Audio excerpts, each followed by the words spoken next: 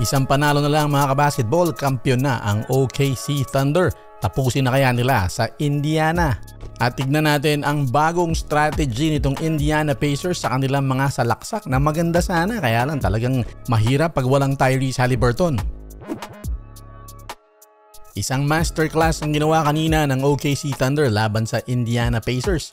Nag-dominate sila sa kanilang home court, ilang beses na nagra-rally itong Indiana pero lagi silang merong sagot at hindi pa nakatulong ang injury dito kay Tyrese Haliburton.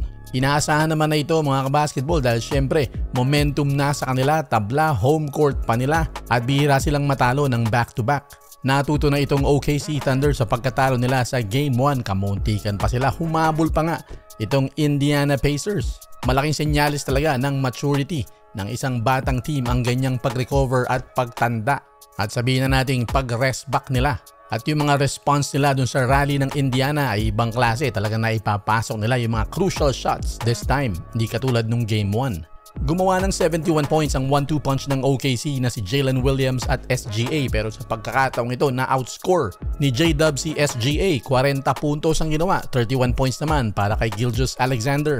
Balik ang serye sa Indiana. Do or die na ang Pacers doon. Tingnan natin kung mapaabot pa nila ng Game 7. Natalo ang Pacers kanina pero may ginawa silang adjustment sa kanilang mga atake mga kabasketball. Mayroong pattern. Ito tignan nyo yung ginawa ni Nembhard dito kay Caruso. Binubuhat nila nung katawan. Alam nila dinidikitan sila habang sa motion ng papa-atake. Ganyan ang ginagawa ng OKC eh. Maganda. Pero nakaisip ng counter ito, no? Adjustment nakikita nyo di ba?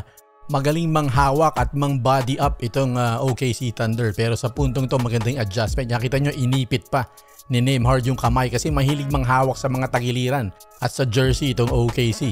Dito si Caruso na naman ang nabiktima. Nakita nyo ang layo ng pagbuhat ni Mathurin kay Caruso. Napaatras siya habang nasa ere. At malaking bagay sa adjustment na ito ay dahil dito sa sinasabing pinaka-controversial na no call sa NBA Finals ngayon, yung push-off nitong si SGA.